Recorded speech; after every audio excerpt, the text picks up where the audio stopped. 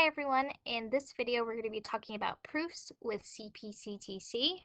Remember, CPCTC means corresponding parts of congruent triangles are congruent.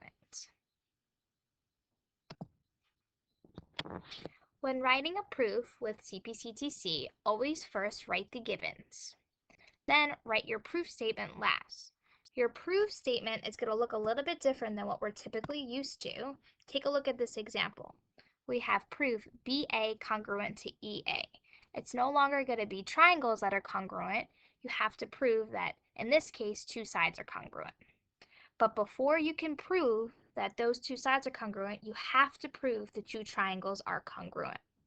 So I always write above the two triangles. So triangle CBA congruent to triangle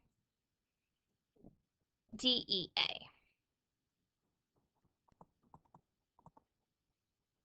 Always circle keywords and write definitions in the reasons. The reason for the last statement, BA congruent to EA, is going to be CPCTC. So first, prove that the two triangles are congruent, and then you're going to write CPCTC, which means corresponding parts of congruent triangles are congruent. Let's do an example together.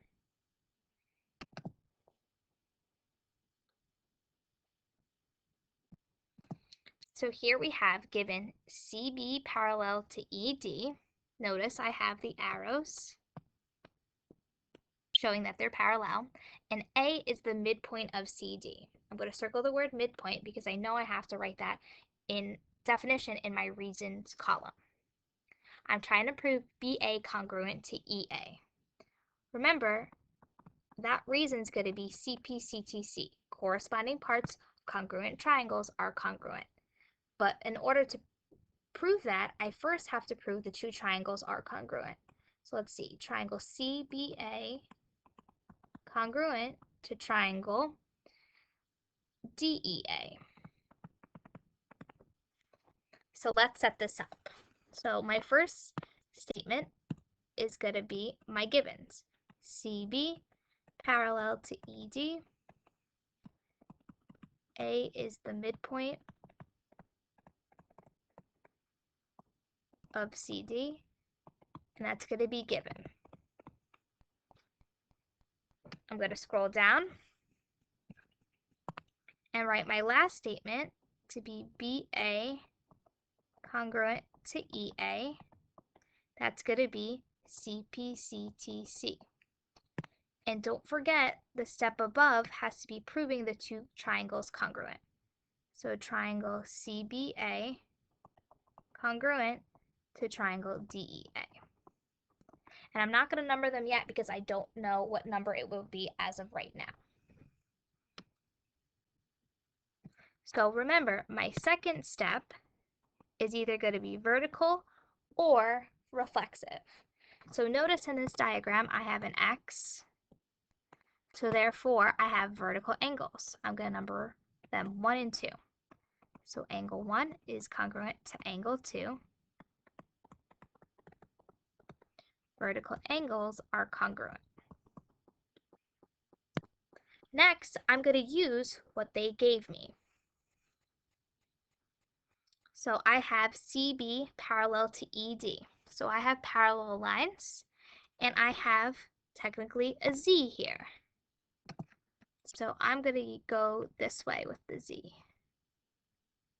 So I'm going to label this 3 and this 4. So step 3, angle 3 is congruent to angle 4. Parallel lines create congruent alternate interior angles. Next, I see the word midpoint.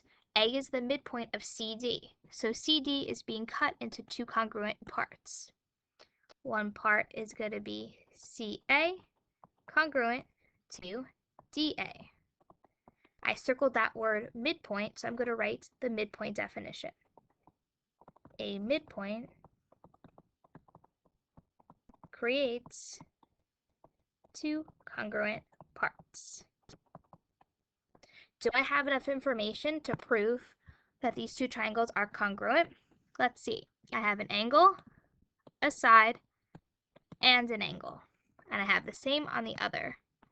So therefore I do. So I now can label this as step 5, angle, side, angle, congruent to angle, side, angle. And label this as step 6. And there you go. I have my proof complete. I start off with my givens. I mark up my diagram. Step 2, remember, is either reflexive or vertical angles. Next, I use the givens and whatever definitions I have. My last step is my proof statement. Because it's a CPCTC proof, the step before it has to be proving the two triangles congruent.